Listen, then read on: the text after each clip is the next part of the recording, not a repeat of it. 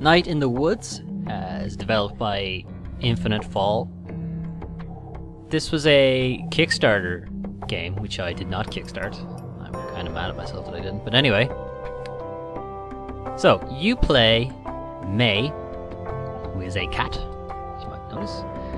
And you are coming back to your hometown after dropping out of college. And you have discovered that things aren't so great at home. You know, you're kind of hoping it was somewhere safe to think over your life, and maybe not so much. So gameplay-wise, there's not a whole lot of game to it, to be honest. It's fairly narrative-driven. I mean, there's a lot to do. There's a lot of little mini-games. You talk to people, you know, that kind of thing. Not so much gameplay. It's kind of based around you hanging out with your friends, seeing what they've been up to while you've been away, seeing how they've changed or they've progressed. You know, how you've all kind of grown apart, and then how your town has kind of also fallen apart. There are some supernatural elements to it as well. There's a weird kind of murder that takes place early on in the game. I'm not that far into it. This game came out last month, but it was after last month's video, so I didn't get a chance to put it in. But having said that, I only started playing it a couple of days ago, so I'm not that far into it. But it's a lot of fun. It's well written. It's probably the best thing you can highlight. The dialogue is really good. You know, there's a lot of slang. There's a lot of jokes. A couple of I laughed out loud. I lolled, like, for real, at some of the parts. So it's good, and the art direction is really fun. You know, it's got a kind of, I was to say, like South Park thing, where they kind of looks like things are made out of card, but yeah, I guess that's where we're going with it. It's fun though. It's light. It's not, you know, it's still fairly chill, but there's a lot going on. It can get quite deep in some circumstances, and you do start to think about how May the cat's life is going, or not going, as the case may be. It is hilarious though. Like, it's really fun, and I am enjoying it. Hopefully get to play a bit more of it.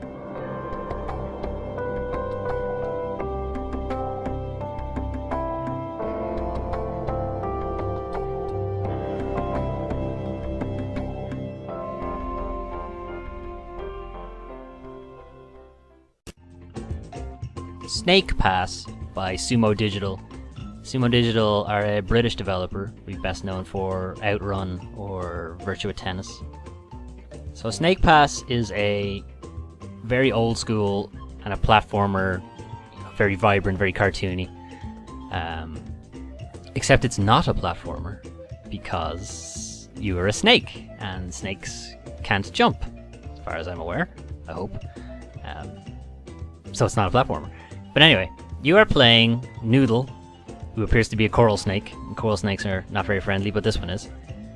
And you need to think like a snake to get around these obstacles. So you move forward with R2, and you have to move side to side to actually move, to slither forward.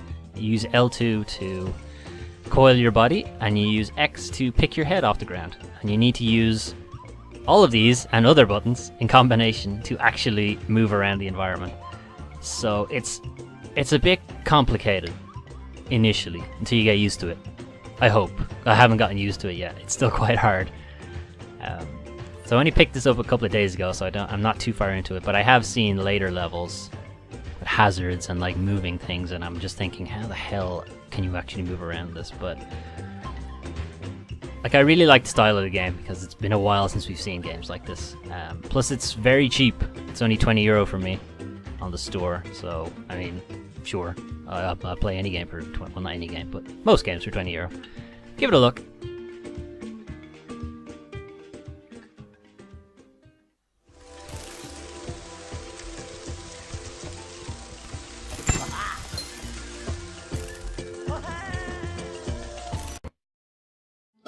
Ghost Recon Wildlands from Ubisoft. So this game appeared in last month's video when I was playing the 2 betas, and I remarked that the betas were one very close together, and then also very close to the release date, thinking, they're not exactly going to be able to change a whole lot. And guess what? They didn't change a whole lot. Or if they did, it's not noticeable. So if you want my impressions of the beta, they still hold true. I'd still find the game boring. Like, it's an open world. What could have been like a mayhem it up like Just Cause or Mercenaries or something like that. But it's just so... like, I'm bored playing it. Not to mention it's buggy, but... So I bought... The only reason I got this was I was going to play a multiplayer with a friend of mine. And ordinarily when I do that, I say, yeah, I'll play multiplayer, and then I, steam ahead in the single player, and then I'm miles ahead of him. And he gets really pissed off at me when I do that. But not this game, because I have no interest in playing this as single player. If you want more details, just check out last month's video about this, but... I don't know, The Division is the better game, honestly, for multiplayer. Single player for this is just... they don't care. There's too many problems with the party, there's too many problems with the AI. Single player is an afterthought. Plus, the sync shot skill makes you a god in the game on single player. Anyway, I'm just disappointed that the game, it could have been a lot better if they had just put the effort into your teammates, but they didn't. They assumed the teammates would be other people. So God help you if you're playing this on single player.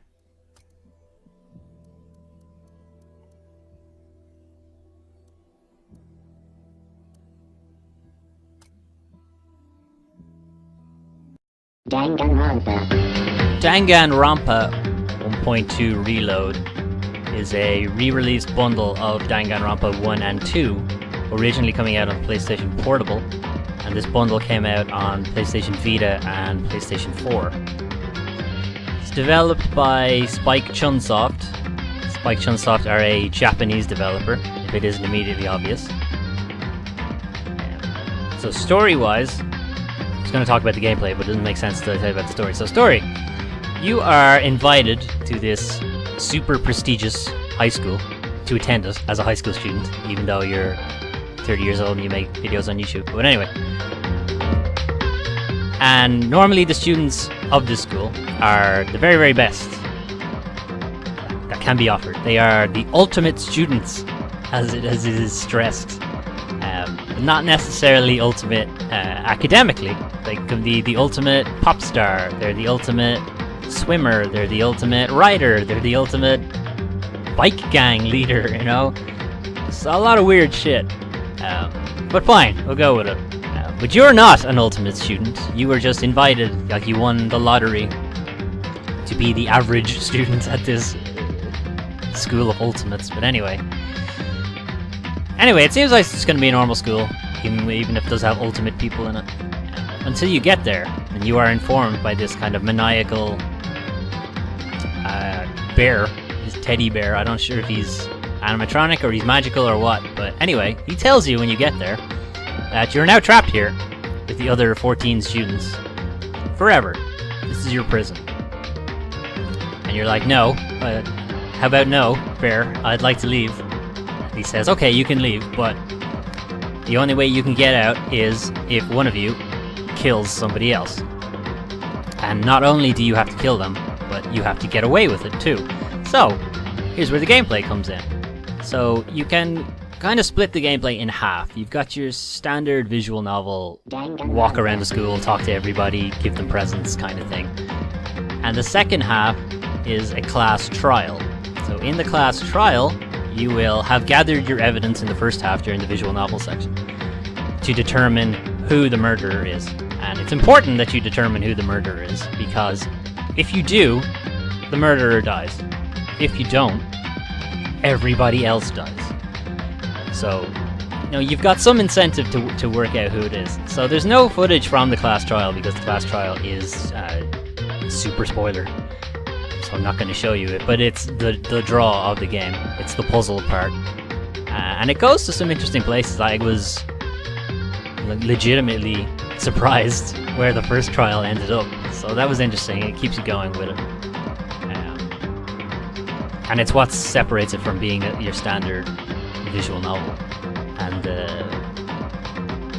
the ultimate trope kind of helps them being like super stereotypical, but it also helps to like subvert like why would these people kill, and the reasons they come up with are quite interesting.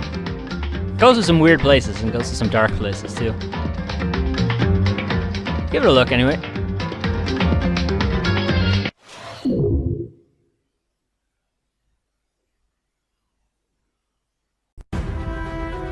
Torment Tides of Numenera is an isometric RPG from In Exile Entertainment, similar to games like Baldur's Gate, A Bard's Tale, Wasteland, those kind of things, those kind of old school games.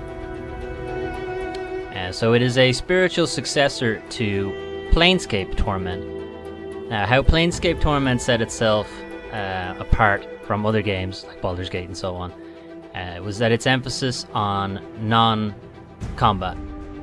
As in, you have a situation and you want to find a way to resolve that situation without fighting anybody, without having to resort to violence, and you would use diplomacy, intimidation, quick fingers, you know, just being a sneaky bastard, that kind of thing. And that's kind of what you're doing here in this game.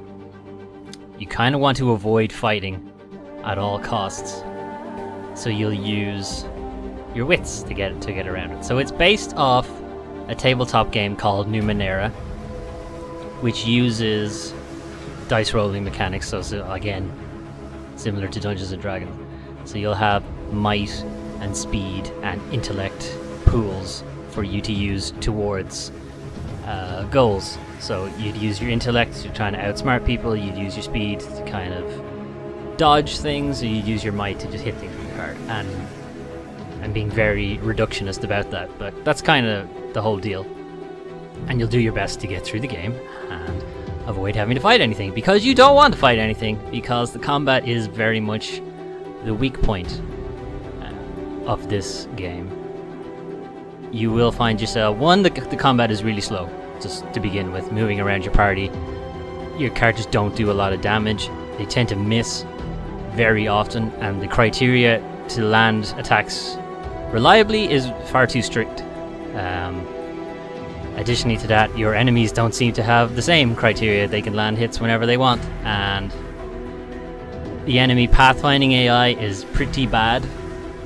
You can kind of look at enemies just waddling about for 10 seconds before they actually make an attack or before they actually move somewhere. 10 seconds doesn't seem bad, but when you take into account you could be fighting 10, 12 enemies at a time, that's 120 seconds now. That's 2 minutes of just watching the enemy do nothing every cycle of combat. It's just, that's not what you want to do. Which is good, because the game very much rewards you for not doing that.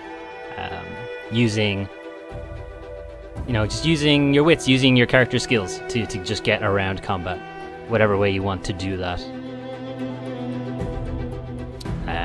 Story-wise, you are the last cast-off of this changing god, a guy who kind of jumps around bodies, and you're kind of having to deal with the troubles that he throws up. I did a primer of this game earlier in the month, so there should be a link to that in the description to give you better details. But I am enjoying it, but again, combat, not great. Probably something to keep in mind.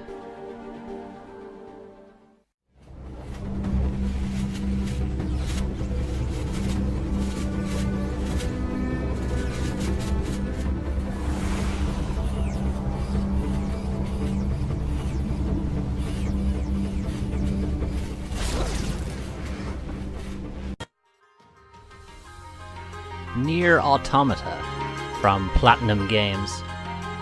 So I did a primer for this earlier. You can find it on the channel if you want more details, but the only thing I'm going to say about this game is just go play it. Oh wait, you can come back later. But if you're still here and maybe you're waiting for it to download, so we'll talk about it a bit. So developed by Platinum Games. Platinum Games are obviously well known for making really good action games, even though some of them aren't quite that good, but still. Bayonetta, Vanquish, lots of speed, lots of flash, and then just really solid combat mechanics. And that's present here. Like, the gameplay is really nice. really fluid, and that dodge is just perfect. Even though you call it a perfect dodge and it just looks perfect. So gameplay is really, really good. Like, it's fantastic gameplay. But that's not even the best part. The best part of this game is its story. Absolutely. So, Nier Automata is a sequel to Nier, the original. I say sequel, they do have plot, I wouldn't say plot, they have narrative elements in common, and fine, there are some plot elements in common too. But you don't need to have played the original to get your money out of this. Absolutely not. So you are an android 2B sent to Earth to retake the planet from machine life forms. Which these other guys kind of look like toys, and that's what you're doing. At least that's the plot. So what you're really doing, though, or what the game is really doing, is kind of commenting on humanity and what it means to be a human. You know, what makes you a human. If a robot exhibited all of the characteristics that we would consider to be human, are they not human? And you know, that kind of thing. And then, of course, it tries to answer those questions. So what happens if a robot does try to be human and they make the same mistakes we do? And are they programmed to make those mistakes, or are they overcoming their programming? As a human, are you slave to your own instincts, or can you overcome them through sheer force of will, that kind of thing? Like, it's a great story, and genuinely heartbreaking at times, particularly closer to the end. And I say end, the game has multiple playthroughs, required multiple playthroughs if you really want to get the story out of it. And you're going to want to do them, because it goes places. Right after the first ending, the game will tell you, go play it again, please. You're missing some stuff. And you should do that. You should do that right now. Just go get the game. Just go play it already.